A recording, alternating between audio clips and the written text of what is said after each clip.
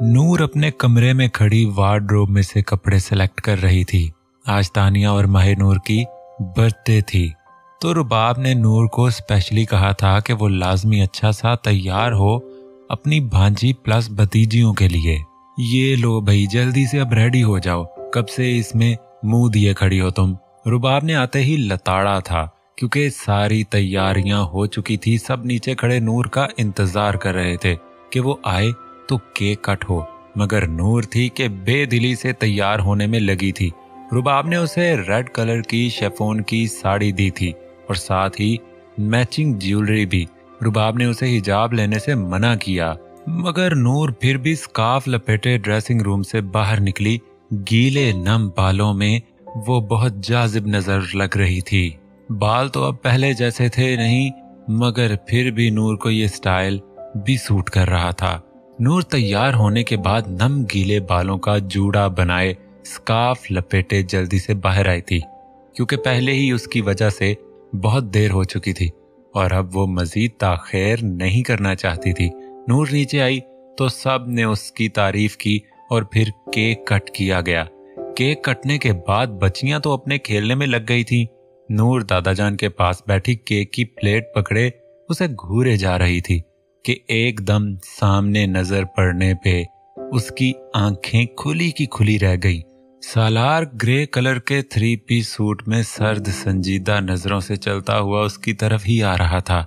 उसे देखकर नूर एक पल के लिए तो सांस लेना ही भूल गई। इतने दिनों बाद जो देख रही थी दुश्मने जान को। सालार उसके पास पहुंचता, किसी को भी खातिर लाए बगैर ऐन को एक झटके से उठाकर कंधे पर डाला और तेज कदमों से चलने लगा।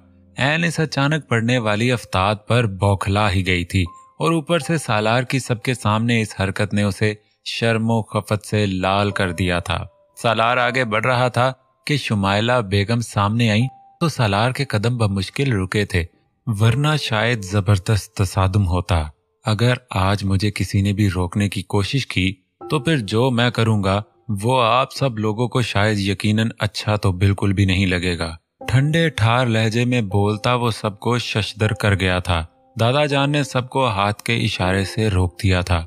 सालार ने फिर से अपने कदम आगे बढ़ा लिए थे। बाहर निकलकर ऐन के गुस्से में होने के बावजूद भी सालार ने उसे आराम से किसी कीमती मुता की तरह फ्रंट सीट पर बिठाया और गाड़ी को फुल स्पीड पर चलाने लगा। ऐन जुबान पर कुफर लगाए सहमी हुई बैठी थी। गाड़ी तो जैसे हवाओं में उड़ रही थी। नूर डर से कांपे जा रही थी। उसे लग रहा था आज तो वो सालार के गुस्से से नहीं बच पाएगी। सालार फुल स्पीड पर गाड़ी दौड़ा रहा था। उसकी सारी तवज्जो सामने सड़क पर मरकूज थी कि ना जाने सड़क पर कौन सा नमूना खड़ा कर दिया गया हो जो अपनी नजरें ही नहीं झपक रहा था। सालार ने एकदम ब्रेक लगाई तो गाड़ी चर्र की आवाज पर रुकी। ऐन ने खौफ से बंद की आंखें खोली तो सामने घने जंगल को पाया। वो हैरानी से इर्द गिर्द देख रही थी कि एक बार फिर सालार ने उसे अपने कंधे पर उठा लिया और गाड़ी लॉक करता जंगल के दूसरे रुख चल दिया। हाय अल्लाह, कहीं ये मुझे जानवरों की खुराक बनाने तो नहीं लाए। खौफ से ऐन की आंखें फटने को थीं। ऐन का स्कार्फ जो पहले ही ढीला पड़ चुका था अब तो गिर गया था। ऐन के सारे बाल उसके मुंह पर आ रहे थे। सालार तेज तेज ऐसे चल रहा था जैसे वो अकेला हो, उसके कंधे पर कुछ हो ही ना। सालार जंगल के बीचों बीच बने दरख्त पर बने वुडन हाउस की तरफ आया और उसे कंधे पर ही रखे लकड़ी की सीढ़ियों पर कदम जमाता ऊपर चढ़ा और वुडन हाउस में दाखिल होकर दरवाजा पहले अच्छी तरह से बंद किया और फिर ऐन को नीचे बिछे गद्दे पर फेंका और खुद भी उसके साथ ही गिरा उसके ऊपर। सालार के इस तरह गिरने पर ऐन के मुंह से चीख निकली, जिसका गला सालार ने अपने दहकते लबों से घूंटा था। ऐन जो पहले ही उसके वजन को बर्दाश्त नहीं कर पा रही थी, उसके इस तरह गिरने से उसकी बची कुची सांसें भी रुकने लगीं। सालार अपने अमल में गुम हर शय से बेगाना अपने दिल की बेचैनी और तड़प को रफा करने में मगन था। वो उसे महसूस करना चाहता था। कब से वो उससे दूर था, पूरे एक माह से उसने उसे देखा नहीं था। महसूस नहीं किया था। अब तो सालार को लगने लगा था कि अगर वो ऐन के पास नहीं गया तो वो मर ही जाएगा। उसे अपनी सांसें रुकती हुई महसूस हुई थी। अजीब सी घुटन थी उसके वजूद में। बिल आखिर खुद से हारते हुए वो दौड़ते हुए ऐन के पास गया था। अब उससे मजीद दूरी उसके लिए सुहाने रूह थी। ऐन को लग रहा था कि अब सालार नहीं रुका तो वो मर जाएगी। सालार जब काफी देर तक नहीं हटा तो ऐन ने अपने छोटे नाजुक हाथों से उसके सीने पर रखे थे और खुद से दूर करने की नामुमकिन सी कोशिश की थी, जो यकीनन बेकार गई थी। बल्कि उल्टा वो पछताई थी, क्योंकि सालार ने उसके दोनों हाथ पकड़ के एक हाथ से टाई निकालकर उसके दोनों हाथ सख्ती से पीछे लकड़ी के पिलर के साथ बांध दिए थे, जबकि इस दौरान सालार एक एक सेकंड के लिए भी उससे दूर नहीं हुआ था। सालार ने फिर उस पर रहम खाकर अपना चेहरा ऊपर किया था और ऐन को गौर से देखने लग गया था। ऐन का तनफ्फुस बुरी तरह से बिगड़ चुका था। वो लंबे लंबे सांस ले रही थी। अगर सालार उसको न बख्शता तो शायद उसकी सांसें वाकई ही बंद हो जाती। मालूम हुआ कि जब किसी की सांसें रोकें तो कैसा महसूस होता है। सर्द आवाज में उसके कान में बोलता वो उसके रगो पै में सनसनी फैला रहा था। तुमने भी मेरे साथ ऐसा ही किया है। जानती हो कितना तड़पा हूं मैं, कितनी तकलीफ हुई मुझे तुमसे दूर होकर। तुमने एक बार भी मेरे बारे में नहीं सोचा कि मैं तुम्हारे बगैर कैसे रहूंगा। तो अब सजा तो बनती है ना जानम। कहते साथ ही उसकी कान की लो को दांतों से हल्का सा काटा था। बायां हाथ बढ़ाकर उसकी साड़ी का पल्लू एक झटके में खींचा था, जिससे नूर को वजूद में चिंटियां रेंगती महसूस होने लगी। सालार ने उसके कंधे से ब्लाउज को जरा सा नीचे सरकाया था और अपने लब उस पर रखे थे। सालार, ऐन के मुंह से घुटी घुटी सी आवाज सरगोशी में निकली थी, जो सालार ने अपने भारी हाथ से बीच में ही रोक दी थी। और फिर वो उस पर झुकता चला गया और अपनी शिद्दतें और मोहब्बतें उसके नाजुक वजूद पर फैलाने लगा। ऐन बेबस सी उसकी शिद्दतों पर पिघली जा रही थी और सालार उसे समेटे अपनी दीवानगी और जनू की दास्तान रकम कर रहा था।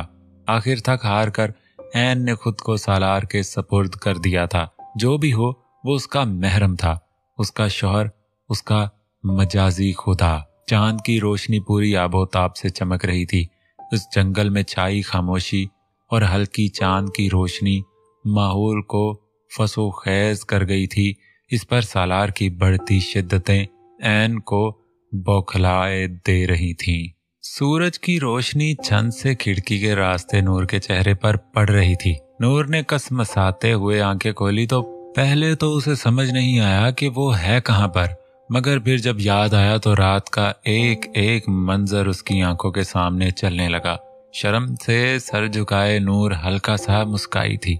फिर जल्दी जल्दी से इधर उधर देखते कि कहीं सालार तो नहीं देख रहा, मगर जब तसल्ली हुई कि वो यहाँ नहीं है तो नूर अपने सर पर चिपत लगाती उठ बैठी। अपने वजूद पर नजर पड़ी तो सालार की ग्रे शर्ट ने उसको छुपा रखा था। एक बार फिर से नूर का चेहरा सुर्ख हुआ था। सामने ही सोफा पर उसका ड्रेस रखा हुआ था और उसके सामने पड़ी लकड़ी की टेबल पर नाश्ता भी मौजूद था।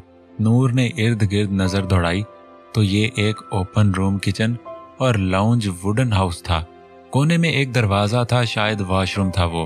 पूरा हाउस माहौल के लिहाज से डेकोरेट किया गया था, मतलब के सालार ने पहले से ही सारी प्लानिंग कर रखी थी और इतना अच्छा इंतजाम किया था। नूर झिझकते हुए उठी और फिर ड्रेस उठाकर वॉशरूम फ्रेश होने चली गई। सालार नीचे उतरकर काला ट्राउजर पहने बगैर बुनियान शर्ट के एक्सरसाइज कर रहा था। सालार ऐन को सबसे दूर यहाँ लेकर आया था जहाँ इन दोनों के अलावा और कोई भी न था। सालार को ऐन पर जितना भी गुस्सा था वो सारा का सारा कल रात ही उतर गया था जब ऐन ने खुद सपुर्दगी की थी। नूर चेंज करने के बाद छोटे गोल शीशे के सामने आकर बाल बनाने लगी, जो दीवार के साथ लटका हुआ था। बालों को बनाकर नूर ने कपड़ों का जायजा लिया। हल्के येलो कलर का ड्रेस था, बिना दुपट्टे के, तो हिजाब भी ना था साथ। नूर झिझकते हुए डोर खोलकर नीचे उतरी और फिर सामने सालार को बिना शर्ट के देकर लड़खड़ाई और फिर अपना रुख ही उससे मोड़ लिया। सालार ने उसे देख लिया था और उसके अंदाज पर कहकहा लगाता उसके पास आया और कमर से पकड़कर अपने हिसार में लेकर मुंह उसके नम खुले बालों में छुपा लिया। नूर ने निकलने की कोशिश की, मगर भला सालार ऐसा करने दे सकता था क्या? बल्कि उसने तो और भी गिरफ्त सख्त कर दी थी और अपने लब उसकी गर्दन पर रख दिए थे। ऐन उसकी बढ़ती गुस्ताखियों पर कांपने लग पड़ी थी। जब वो सालार को अलग नहीं कर पाई तो रोने लगी। उसे रहकर गुस्सा चढ़ रहा था सालार पर। एक तो वो अपनी दूसरी बीवी के साथ हनीमून मनाने के बाद जब दिल पूरा भर लिया तो अब उसके पास आ गया था। हाँ, ठरकी कहीं के। सालार को जब उसके चेहरे पर नमी महसूस हुई तो फौरन से उसका रुख अपनी तरफ मोड़ा था। ऐन जानम, क्या हुआ? तुम ठीक हो? सालार के बेचैनी से पूछने पर ऐन को तो मानो तब ही चढ़ गई थी। पागल हो गई हूं मैं। सालार जो उंगलियों की पोरों से उसके आंसू साफ कर रहा था, ऐन के एकदम चीख कर हाथ झटकते हुए सुना तो वो हैरान ही तो हो गया था। क्या कह रही हो तुम?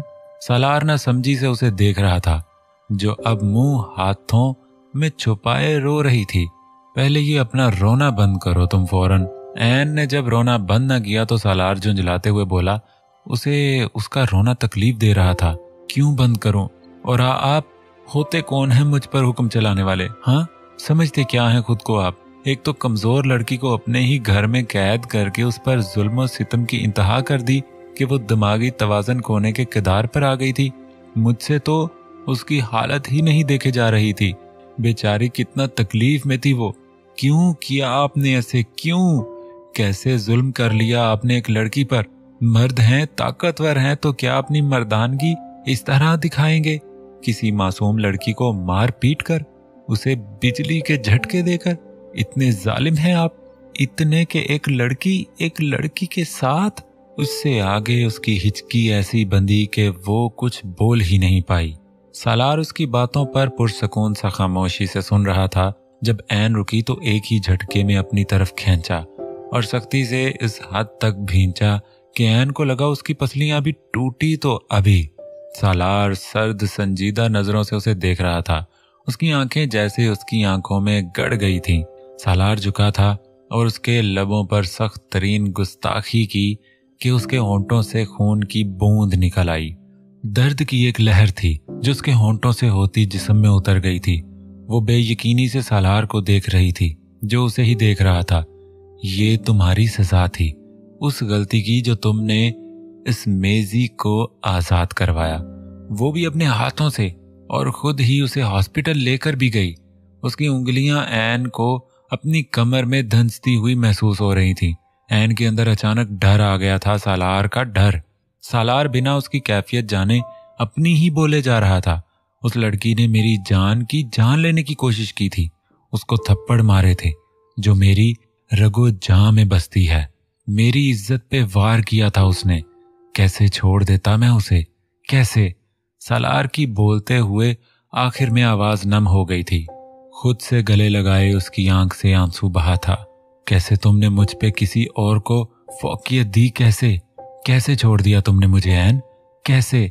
जानती हो कितना यकीन था मुझे कि तुम मुझे चुनोगी, मेरे साथ चलोगी, मगर तुमने ऐसा नहीं किया। तुमने मुझे छोड़कर अपने घर वालों को चुना ऐन। इतना भी ना सोचा कि तुम तो पिछली सारी जिंदगी उनके साथ ही गुजार कर आई हो।